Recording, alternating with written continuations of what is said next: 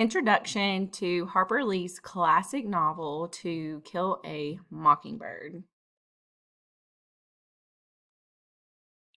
So, Harper Lee, a little bit of background info about her. She was born in Alabama in the town of Monroeville in 1926, and she was the youngest of four children.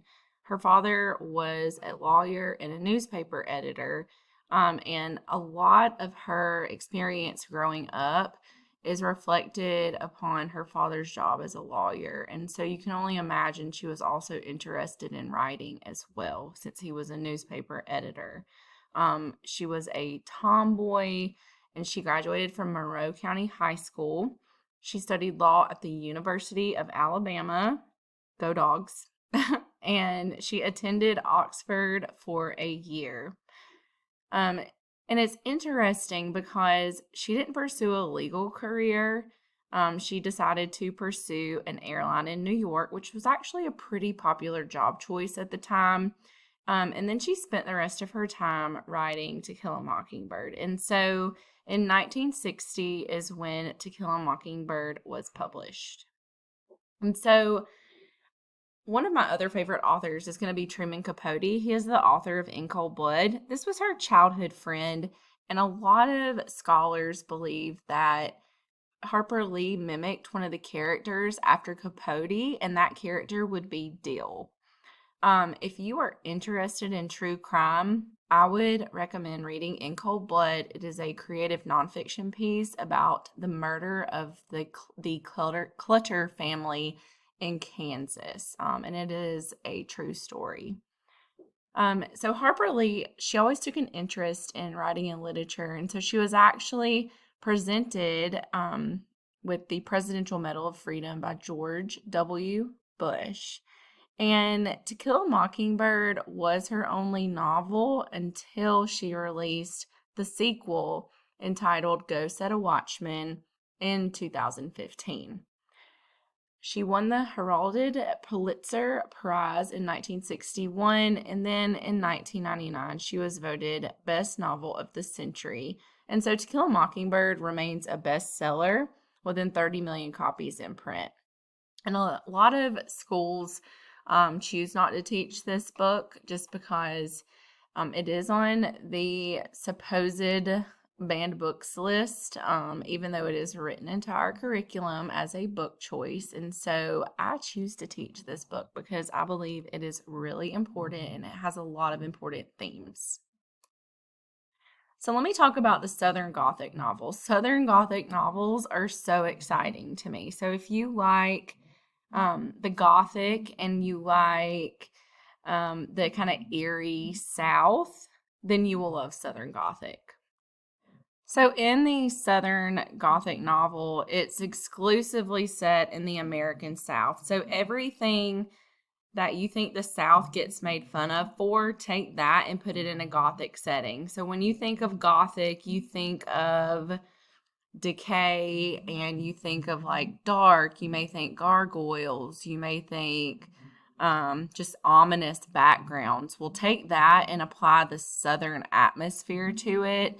We have a lot of films out right now, horror films that depict the Southern Gothic. It's going to be like your very creepy redneck style characters. It's going to be any kind of character who is a little bit disoriented or grotesque, as in there's something off about them. And grotesque comes from the word gross, so you could kind of put those two together.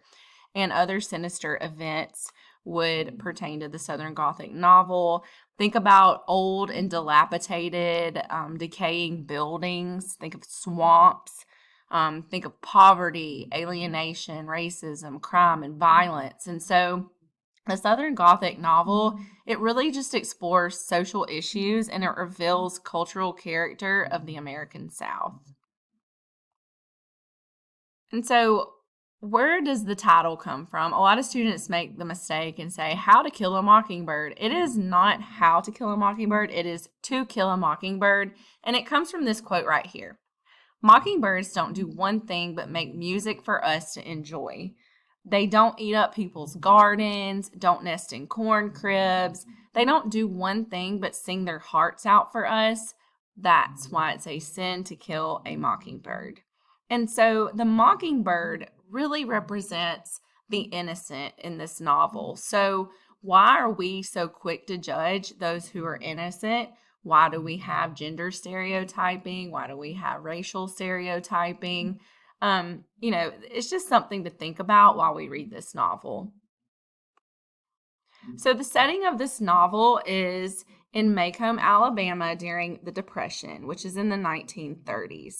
Macomb is not a real town, but it was thought to be based off of Harper Lee's small hometown of Monroeville, Alabama. So, what was going on during this time? The South was in racial turmoil. I mean, civil rights. There were tensions. The South was dealing with the effects of the Great Depression and the Dust Bowl, and they were deeply involved in the civil rights movement, or the trigger of it. In the United States, the economic status was not in favor either. And so the worldwide effects of the Great Depression were everywhere. It wasn't just in the South. And so it's important to note that although Harper Lee wrote this novel in 1960, it's set in 1930. And so some of our main characters here, our narrator is Scout, and her real name is Jean Louise Finch, and she is a 6-year-old narrator of the story. But it's important to make a note that she is an adult narrating her childhood. So it's almost like she's looking back on her childhood. So if you've ever seen the movie Forrest Gump, that's going to be a good example about how he kind of narrates his life story. He goes back to his childhood and he kind of recreates the scene for us. Next is Jim, Scout's brother, and his full name is Jeremy Finch, but he goes by Jim. And their father's name is Atticus Finch. And so he is their father. He's a very prominent lawyer in Macomb County who defends, we find out later on, a black man named Tom Robinson who is accused of raping a white woman. Next is Boo Radley, who his formal name is Arthur. And he is a 33-year-old recluse who lives next door, and he's thought of as a freak or like an outsider. So once again, there's part of your Southern Gothic right there. You have an outcast. It's definitely going to be Boo Radley. And when you think about his name, I want you to think of like what goes Boo. All right, you guessed it, a ghost. So when you hear Boo Radley, he really is kind of like a ghost in this novel. So just keep that in mind. Next is Charles Baker Harris, who goes by Dill. It's just simply Dill.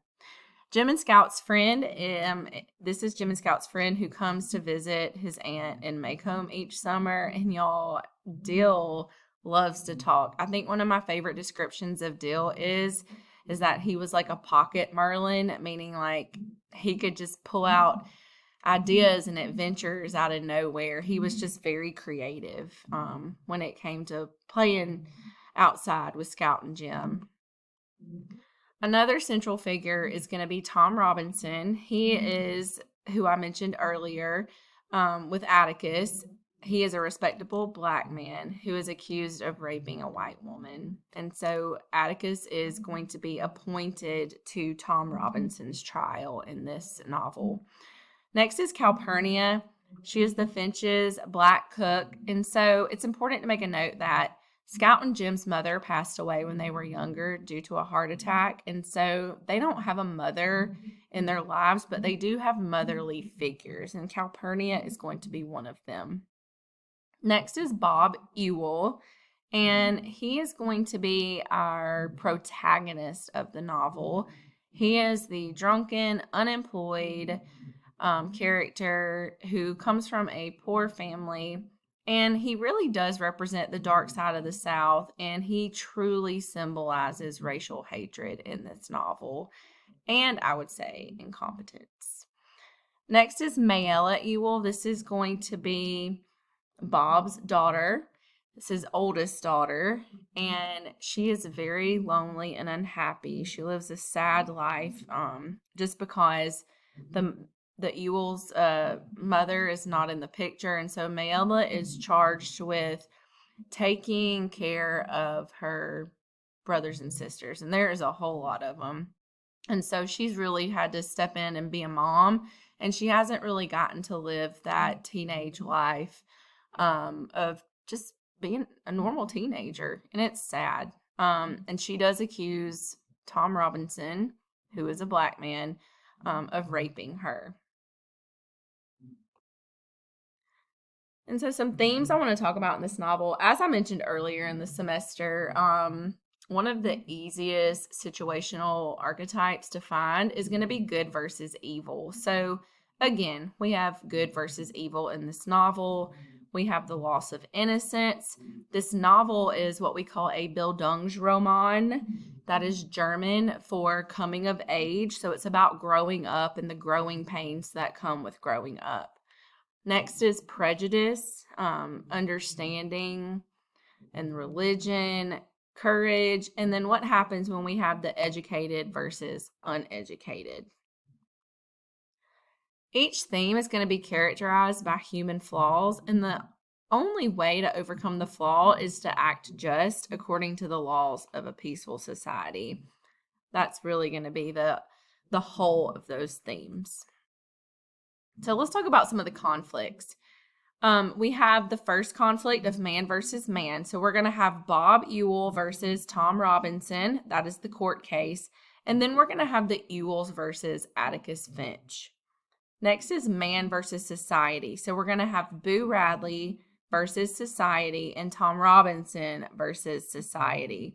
And I think the important note to make about society in these instances is that, with history, we learn, and a lot of these societies have basically began stereotyping these characters. Like Boo Radley, he is a recluse that, nobody sees. He's considered a ghost, a monster.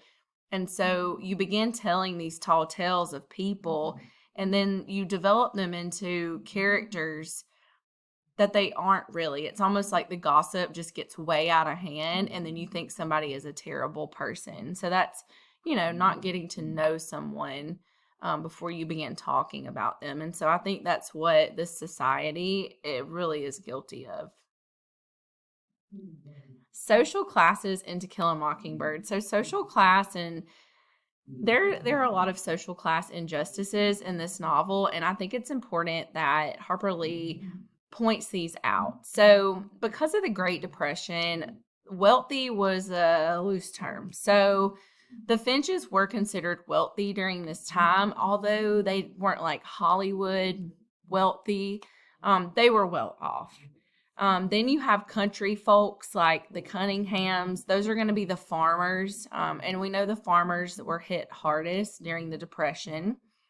Next is what we would consider white trash, and those are going to be the Ewells. And so I think one of the most popular man versus man or society versus society conflicts in this novel is going to be white trash versus the black community, because the Ewells are accusing this black man, Tom Robinson, of rape, and just because of his skin color, they automatically assume that the white trash family is going to be right. And so, y'all, that's not the case. Like, it doesn't matter what your social class is. It is what it is, and it is what it isn't.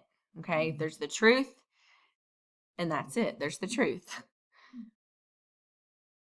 All right, so I hope you enjoy this novel, and hear me out real quick before I let you get to reading. I want you to enjoy this novel. I want you to take it in, and we're going to discuss it in class. Also, please make a promise to me that when you are an adult, you will reread this novel.